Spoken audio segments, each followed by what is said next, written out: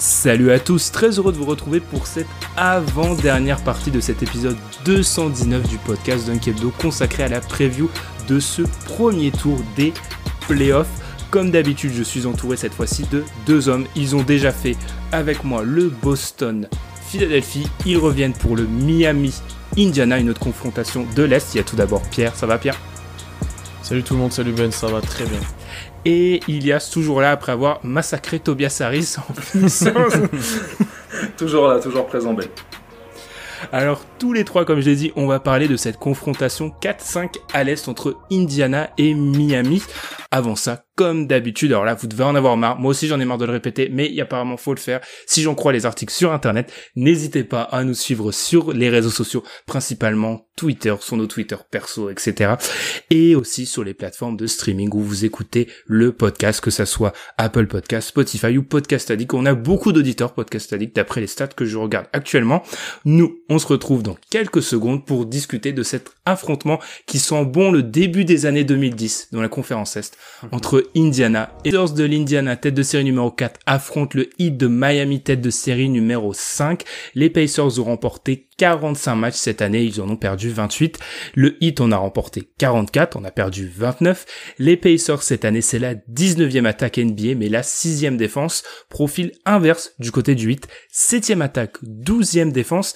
À noter, comme c'était le cas du côté de OKC Houston, la tête de série numéro basse a remporté la série dans l'année, puisque Miami a gagné 3 des 4 confrontations. À noter également qu'il y a 2 de ces confrontations qui se sont jouées à l'intérieur de la bulle, le 10 et le 14 août. On va revenir comme d'habitude sur ce qui s'est passé dans la bulle pour chacune des deux équipes.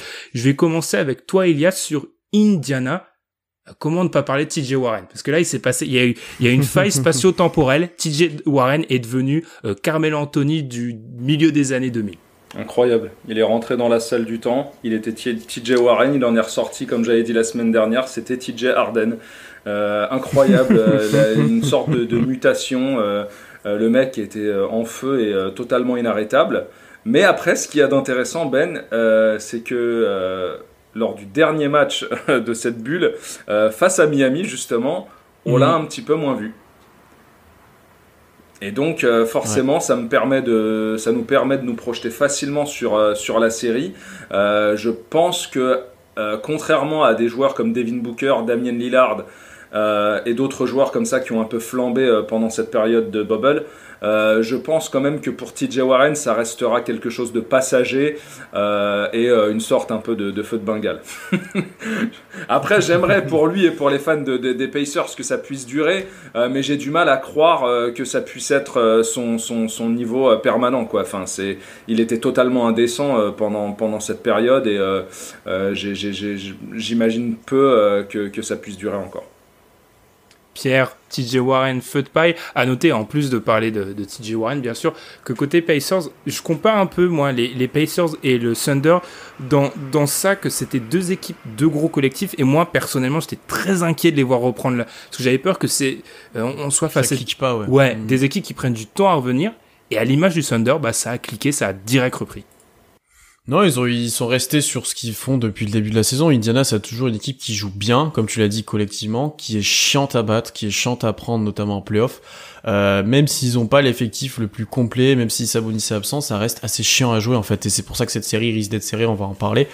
Et pour TJ Warren, alors, c'est un feu de paille qui met 50 pions, ça c'est sûr. Il était vraiment en feu, c'était vraiment certains matchs où là, c'était injouable. Par contre, il a montré maintenant depuis quelques saisons déjà que c'était un gros scoreur. À Phoenix, il était capable de faire pas mal de sorties. Il est autour des 20 points de moyenne, presque 20 points de moyenne depuis maintenant presque 3 saisons. Et là, ce qu'il a montré, de ce que je trouve bien plus intéressant qu'avant, c'est que depuis 2 ans, il est capable de tirer à 3 points. Et il sera très important dans cette voie-là contre Miami, puisque c'est peut-être un des match-ups, on va dire physiquement déjà, qu'ils ont le plus l'avantage, et lui il peut poser des problèmes peut-être à la défense de Miami. Bon, il l'a pas fait lors des confrontations directes, et on sait en plus qu'il y a la brouille avec Butler, donc il sera en charge, je pense, directement de lui, mais je pense que lui c'est un vrai facteur X en fait. S'il est à son niveau normal, Indiana va gagner des matchs, mais sans vraiment peut-être prétendre à plus. S'il est bon, s'il est autour peut-être des 25 points, ça va être déjà beaucoup plus compliqué pour Miami et ça risque d'être très serré. Tu l'as dit, il y a un passif avec Butler et Miami. On va donc parler un petit peu de Miami. Alors moi, je vais révéler mes cartes maintenant. J'annonce, c'est une équipe que je vais pronostiquer peut-être plus loin que certaines personnes parce que Pierre a mentionné quelque chose il y a quelques semaines. T'as mentionné la possibilité de Giannis à Miami. Donc moi, je suis un peu obsédé par cette question depuis. Donc j'ai regardé Miami et je me suis dit, ça pourrait donner quoi? Et j'avoue que je suis quand même tombé un peu amoureux du potentiel de cette équipe. On les a vus. Alors déjà, je trouve pléthore. Je pense que on n'en parle pas assez vraiment comme peut-être pas l'effectif le plus complet, mais en tout cas, ils ont une profondeur qui est assez incroyable. C'est dense. C'est ça, Enfin, des fois, je rigole un peu quand on parle de profondeur, quand ton 10e joueur, il est capable de jouer, mais qu'en fait, par exemple, j'adore ce joueur, mais Rondae Hollis-Jefferson, c'est de la rotation, mais il joue pas en playoff, donc pour moi, c'est pas vraiment de la rotation. Eux, ils ont vraiment plein de joueurs qui peuvent jouer en playoff, et j'étais assez impressionné de voir que eux aussi, en gros collectif, ils ont repris là où ils se sont arrêtés, et la prise de pouvoir, moi je m'inquiétais de voir les rookies, les Tyler Hero notamment, se prendre un mur en fait, parce que ça faisait 3 mois d'arrêt, c'était une sensation différente pour eux, et ils ont repris là où ils se sont arrêtés. Moi je suis conquis par cette équipe. Complètement, et c'est intéressant ce que tu as dit, Ben, parce que au sujet des prochaines free agency, en fait, le côté totalement deep du Heat, le fait qu'ils aient une santé financière assez intéressante pour les saisons à venir, c'est vrai que ça fait un petit peu de ce qu'étaient un peu les Clippers l'été dernier, c'est-à-dire un peu la destination idéale, un marché correct. On sait que voilà, Miami c'est une destination, on va dire assez idoine pour des free agents. On sait qu'il y fait bon vivre, mais en plus de ça, sur on va dire le potentiel joueur et construction, c'est vraiment quelque chose sur lequel des superstars comme Giannis peuvent se projeter et envisager d'y faire carrière là-bas, quoi. Ça, c'est une évidence. Alors, après, en plus de role player, d'un environnement bien, c'est que t'as des role players estampillés que tu sais qu'avec n'importe quelle équipe ils seront capables de faire du dégât. On sait qu'on est tous fans de Robinson dans l'équipe, mais lui tu le mets à côté, je pense, de n'importe qui, de toute façon il va scorer. Mais par contre t'as quand même 2 All-Stars dans l'équipe. Alors des All-Stars, c'est pas des superstars, mais t'as 2 All-Stars avec Butler, on le sait qu'il y a potentiellement un mec en playoff que t'as pas spécialement envie de jouer. Il y a Adebayo qui s'affirme de plus en plus comme un très gros joueur, et on sait qu'on l'aime bien aussi dans le podcast, donc il y a vraiment en construction quelque chose de très intéressant côté Miami, et en plus ça joue bien parce que Coach Spo, depuis un bon moment maintenant, il fait du très gros travail des deux côtés du terrain. C'est une des équipes qui était la première à utiliser beaucoup de zones. Ça joue très bien offensivement pour mettre en valeur les shooters. C'est vraiment propre ce qui est proposé en fait. Et c'est pour ça que je pense que pas mal de gens aiment bien cette équipe maintenant. Moi j'adore aussi, et personnellement, je trouve qu'ils ont les 3 choses, voire les 4 les plus indispensables à un bon démarrage de campagne de play-off. Ils n'ont pas la superstar, mais ils ont 2 All-Stars. On peut mettre quand même peut-être Jimmy Butler dans une catégorie à part, d'autant qu'il a un leadership qui est monstrueux. Mais ils ont quand même de la défense, ils ont du shoot, de l'alternance intérieure-extérieure et une profondeur d'effectif qui leur permettra d'impliquer n'importe qui. Quand je vois que, on va dire, au milieu de leur banc, tu peux sortir des joueurs comme Iguodala et comme Crowder, qui sont des joueurs expérimentés, experts de la défense et qui sont aussi capables de mettre des tirs. Moi, personnellement, je serais un tout petit peu moins enthousiaste que toi par rapport aux Pacers, Pierre, parce que moi, je les vois vraiment se faire défoncer. On va entrer dans le vif du sujet dans cette preview. 2 choses pour un peu alimenter ce qu'a pu dire Pierre. C'est vrai que Spoelstra, coach en NBA qui utilise le plus la zone. Tu vois, donc c'est vrai qu'on est sur un coach qui s'est affirmé depuis le départ de LeBron, et je dois avouer, moi, pour un peu faire mon mea culpa, depuis le départ de LeBron, c'était une équipe que je trouvais particulièrement indigeste. Le Heat à suivre, bref, c'était pas une équipe qui m'inspirait beaucoup, et là je trouve il y a une cure de jouvence, c'est vraiment super intéressant à suivre, et on va débuter la preview maintenant. Ilias, en termes trivial, pourquoi ils vont se faire défoncer les Pacers en fait? C'est simple, déjà je trouve que le talent est du côté Miami. la profondeur également, une meilleure défense et comment ne pas revenir dessus, mais enfin ils ont quand même leur All-Star d'absent. Sabonis devrait ne pas être présent, je crois. Donc c'est déjà assez handicapant pour ce qu'il pourrait apporter à l'intérieur, bien qu'il aurait eu à faire face à des joueurs comme Adebayo et ça n'aurait pas été une mince affaire. Et ensuite, on n'a que la parodie de Victor Oladipo. Et sincèrement, si vraiment on doit se lancer dans un duel entre TJ Warren et Jimmy Butler, j'adore les choses qu'a faites TJ Warren ces dernières semaines.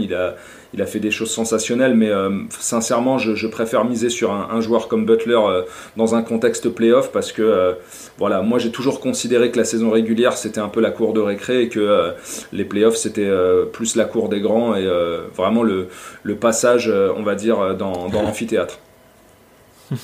Beaucoup de métaphores. Pierre, ça va être dur de continuer après ça. Est-ce que toi aussi tu vois un net avantage du coup à Miami, la tête de série basse, hein, je le rappelle, sur cette série. Alors en fait, je rejoins Ilias sur ce qu'il a dit, l'effectif est plus complet, il y a plus de talent, t'as bien plus confiance dans les joueurs, il y a pas Sabonis qui est All-Star, Oladipo est pas encore en forme, c'est le cas de le dire, même s'il revient et qu'on a du Oladipo basket un petit peu, mais bon, on n'est pas encore optimal. Mais en fait, il y a un truc à Indiana, moi, que je comprends pas, c'est que ils sont, toute la saison, par exemple, ils ont joué sans vraiment Oladipo, il y a eu des blessures, il y a eu plein de choses, ils ont toujours été constants, ils ont toujours gagné des matchs. T'as Brogdon qui a progressé, qui s'est affirmé. En fait, à chaque fois, il y a quelqu'un pour remplacer celui qui est pas là. Et c'est une équipe qui est chiante à jouer. Moi, ce qui leur tire de ça, c'est que ils perdront pas par eux-mêmes, il va falloir que tu les battes, il va falloir que tu sois solide pour les battre en fait. Et donc dès que tu vas passer un petit peu à côté, ils vont prendre le match pour moi. Donc ce qui fait que, alors peut-être que Miami est au-dessus, mais t'auras des matchs serrés, mais Indiana va peut-être en prendre un ou deux voire plus. Et en fait ils vont être pénibles là-dessus. Là je me disais que Sabonis, son absence ça allait être préjudiciable, et sur l'abus ils ont été plus que corrects sans lui. T'as Oladipo qui est pas super fort, mais t'as de l'apport par exemple d'Aaron Holiday. Alors après, le gros doute que j'ai pour eux par contre, et ce qui peut faire que la série sera courte, c'est leur banc qui est très court, avec des joueurs qui ont pas d'expérience playoff ou que t'as pas spécialement envie de voir pour certains. Là où celui de Miami, c'est un délire. T'as Goran Dragic qui sort du banc, qui défonce tout le monde. Ilias l'a dit, t'as des joueurs d'expérience. T'as Tyler Hero, enfin, il y a vraiment du monde qui sort du banc. C'est incroyable comme effectif Miami, c'est un très très bel effectif. Et moi, je vais juste conclure en disant ceci. La dernière fois que j'ai fait confiance aux Pacers, et c'est pas plus tard qu'il y a très exactement un an où je les voyais vraiment embêter les Celtics. On sait ce qui s'est passé. C'est vrai. Vous voyez, et sincèrement, ils sont arrivés dans une période où ils étaient quasiment encore mieux que là où ils sont actuellement. Ils sortaient d'une saison régulière et on était même amené à se demander s'ils n'allaient pas prendre 2 voire 3 matchs aux Celtics. Mais après, t'as pas Oladipo qui se pète à ce moment-là lors des playoffs de l'année dernière. Ouais, ou avant. Il joue pas des playoffs. Ouais, non, mais je crois même avant ça, il jouait pas énormément, mais l'effectif tournait bien. Mais encore une fois, c'était la saison régulière. Moi, j'ai un peu peur avec ces Pacers que ça soit une bonne équipe de saison régulière pour battre d'autres équipes moins bonnes qu'elles, mais que là, la marge va être trop haute. Moi, j'ai très peur de ça. Et j'ai aussi peur du profil d'équipe. Miami, c'est des tueurs silencieux. Ils sont trop efficaces. Duncan Robinson, c'est le meilleur jump shooter de la ligue. Enfin, il a des pourcentages complètement surréalistes. Miami, c'est la meilleure équipe de l'Est dans des stats hyper importantes, je trouve, pour les playoffs. Ils sont les plus efficaces en transition, c'est eux qui prennent le plus de lancers francs, ils sont les plus précis à 3 points, enfin c'est que des stats qui sont trop importantes en playoff, et enfin même au niveau des rebonds, les rebonds Indiana ils sont pas super, là on voit que l'absence de Sabonis elle va faire du mal, enfin, j'ai l'impression qu'en fait ils sont négatifs dans toutes les catégories, dans tous les aspects du jeu qui sont déterminants pour gagner une série de playoff. Si je peux ajouter une petite clé à la série, une stat qui est intéressante, c'est comme tu l'as dit, Miami est très fort à 3 points, ils sont 2e au pourcentage dans la ligue alors qu'ils en tentent beaucoup. Et Indiana est une des meilleures équipes pour défendre le 3 points, ils sont 4e en termes de pourcentage laissé à l'adversaire. Je pense que celui qui va gagner déjà cette bataille-là, il aura un avantage dans la série et sur les différents matchs, tu vois. Si Indiana arrive à limiter Miami à 3 points, ils seront dans le match, ils pourront espérer quelque chose. Par contre, si Miami, comme tu l'as dit, Robinson prend feu, Hero à côté, enfin tout le monde est à droit, c'est injouable. Totalement. Puis à noter aussi que Miami fait partie, enfin c'est ce trio à l'est avec les Raptors, Miami donc et Milwaukee, ce sont des équipes qui défensivement par leur schéma défensif laissent l'adversaire beaucoup shooter à 3 points et se pose la question est-ce que du côté des Pacers on a les joueurs pour sanctionner ça? Non, je pense pas. Voilà. Donc je pense pas, à part peut-être Brogdon et Oladipo s'il revient en forme, mais t'as pas les joueurs, et TJ Warren du coup bien sûr, mais t'as pas les joueurs pour sanctionner. TJ Harden effectivement, est-ce qu'il va rester TJ Harden? Bah Elias, je vais te lancer sur ça, les joueurs à suivre. Alors ça fait partie de ces séries où c'est difficile, il y a tellement de possibilités de partir sur le joueur à suivre. Qui est-ce que tu vas surveiller dans cette série entre les Pacers et le Heat? Moi, ça va paraître assez évident, mais j'ai envie de voir Jimmy Butler, moi, pendant pas que cette série, mais pendant ses playoffs, parce que j'ai l'impression qu'il a trouvé l'équipe à la mesure, on va dire, de ses ambitions. À Philadelphie, il n'était pas le leader affirmé de l'équipe. Il est parti pour cette raison. Il est arrivé à Miami, on va dire, dans un projet qui tourne, on va dire, autour de lui, même s'il n'est pas la superstar à la LeBron, à la Lillard, à la James Harden ou autre, mais c'est quand même un joueur qui est capable d'entraîner du monde avec lui dans son sillage, et j'estime que c'est le joueur de playoff par excellence. Genre de joueur qui marche à la motivation, qui marche à l'intensité. Malheureusement, là, on va être dans un contexte de match sans public. Je pense que c'est quelqu'un aussi qui peut se servir comme d'autres joueurs de ce genre de motivation, mais là ça y est, en plus il sort de son bif avec TJ Warren, qui fait que là, à mon avis, au-delà du fait de le battre dans le match suivant de saison régulière, il va clairement vouloir dominer ce joueur et la série, et je pense que ça va être un des hommes forts, si ce n'est l'homme fort de cette série, clairement. Je te rejoins Elias là-dessus. Jimmy Butler, 8 saisons NBA, 10 séries de playoffs, estampillé, on va dire, potentiel superstar. C'est la première fois de sa carrière, selon moi, qu'il entame une série en étant le meilleur joueur de la série. C'est la première fois. L'année dernière, j'estime qu'on pouvait mettre Embiid au-dessus de lui. Enfin, il a jamais fait une série de playoffs, Jimmy Butler, en entrant en étant le meilleur joueur. Donc c'est quand le tu moment. Parles du meilleur joueur, c'est de son équipe ou des deux équipes? Des deux équipes réunies. Parce que l'année dernière, en plus, il affronte Kawhi, donc ouais. Effectivement. Et ouais.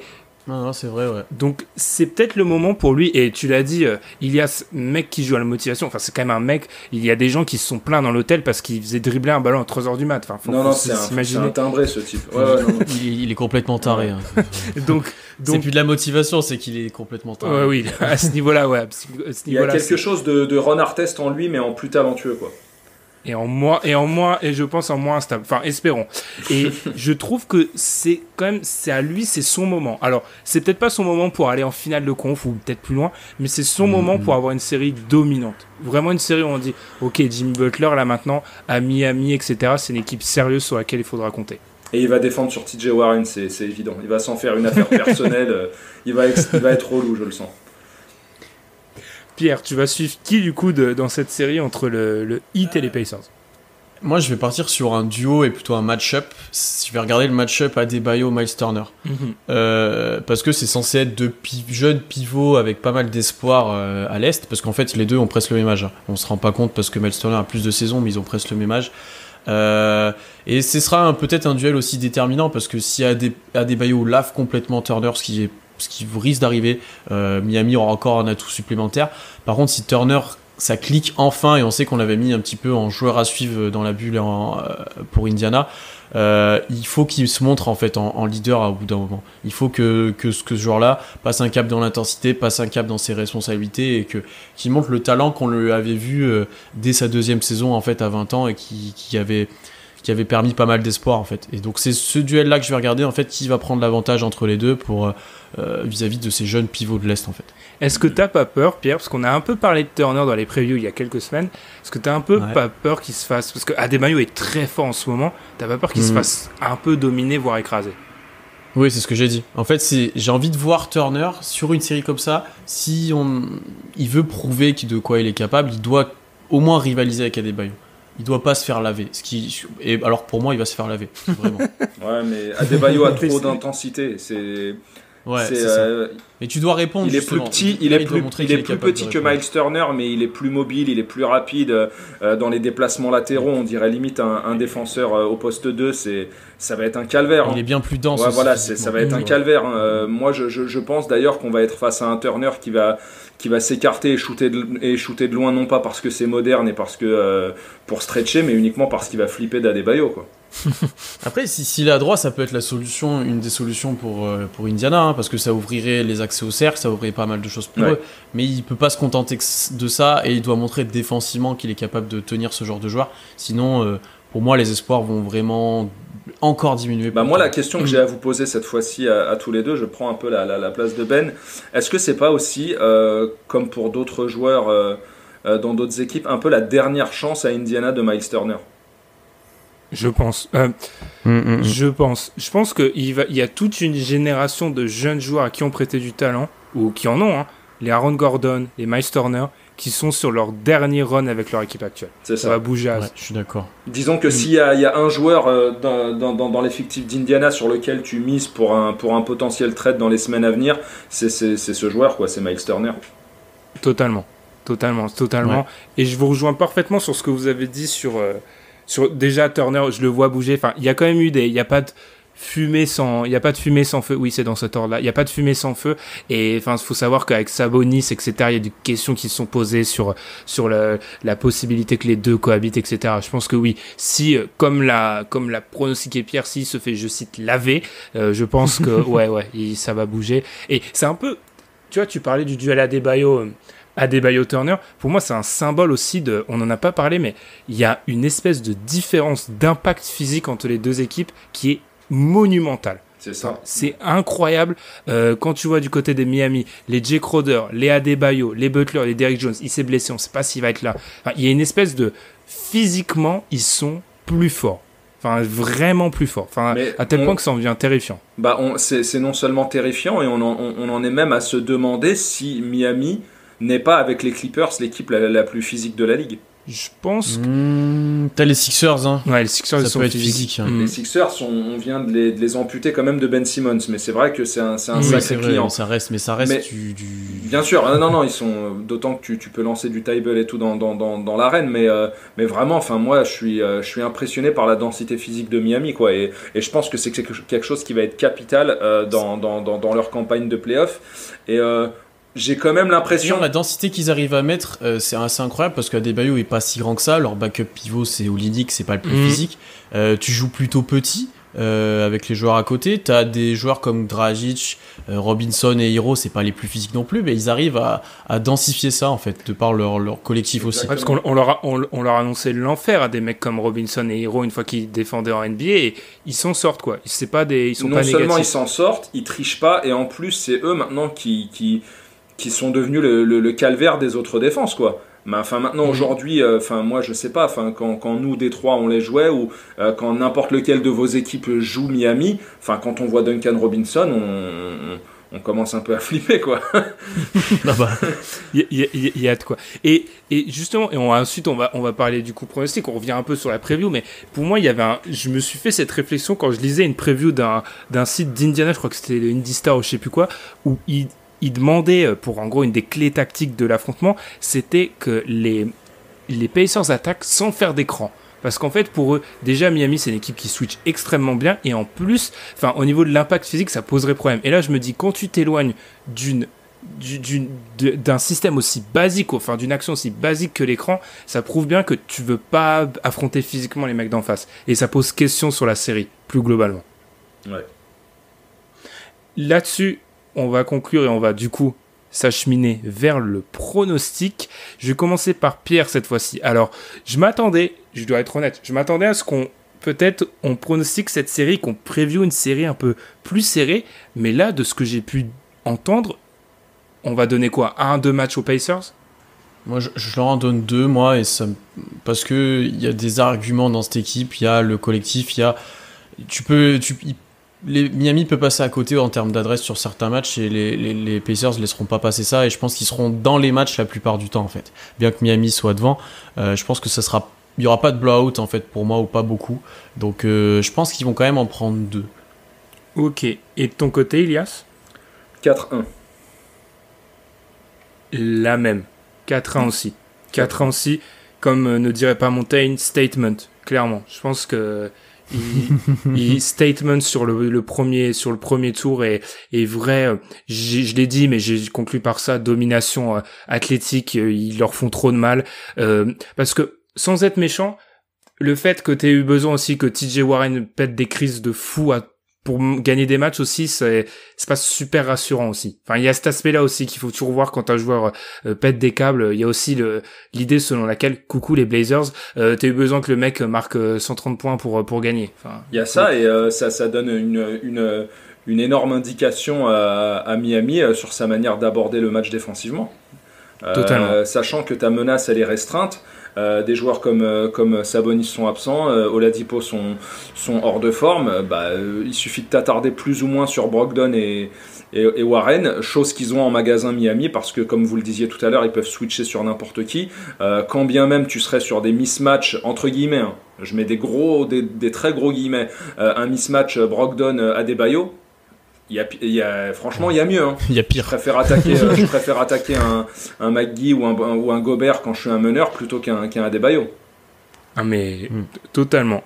Et donc conclusion, duel 4-5 et de façon unanime, on donne tous l'upset. Ça, faudra aller rechercher dans l'histoire du podcast et des previews, mais je n'ai pas souvenir que ça arrive où on donne... Bon, alors c'était un 4-5 très serré, hein, parce qu'en fait, ils sont juste départagés sur le pourcentage, mais pas souvenir que ça arrive vraiment, ça, d'une façon aussi éclatante, hein, qu'on donne vraiment Miami. À voir si ça sera pas notre erreur, parce qu'il y en a toujours une, hein, chaque année, il y a vraiment une série qui part dans un sens... On s'y attend pas. Ouais, on s'y attend pas du tout. À voir. Mais Miami, par séquence, moi, Miami, j'ai l'impression que c'est une équipe qui peut aller en finale de conf parfois. Donc, ça voudrait dire taper les Bucks au prochain tour. Malheureusement, ils sont sur cette partie de tableau-là. Ouais. Malheureusement, mais ouais. Mais moi, je dis attention. Moi, je dis en fait, moi, je m'avance pas sur nos futurs previews du second tour, mais attention. Et je vous dis ça avec un rictus. Ouais. En gros, ça va. Personnellement, moi, ça va dépendre de la pression qu'ils laisseront face à Indiana. L'impression de Milwaukee, est-ce que ce qu'on avait dit avec Tom, là, on n'était pas d'accord, Tom et moi, c'est est-ce que Milwaukee est vraiment été en pilotage automatique ou est-ce qu'il y a des vrais problèmes? Enfin, autant de questions pour lesquelles on répondra dans les prochains rounds de preview. Mais il nous en reste une, le Lakers Blazers à discuter. Avant ça, on va mettre fin à cet épisode-là. Comme d'habitude, n'hésitez pas à nous suivre sur Twitter et sur les plateformes de podcast. Je pense que j'ai dû le dire 25 fois sur les 2 derniers jours. On conclut cette 7e partie. On se retrouve très vite pour la 8e, comme je l'ai dit, consacrée aux Lakers Blazers. Je vous retiens toujours, Pierre Ilias. Vous ne partez pas, vous serez aussi là pour le Lakers Blazers. Et on se retrouve très vite. Allez, salut. À tout de suite. Salut.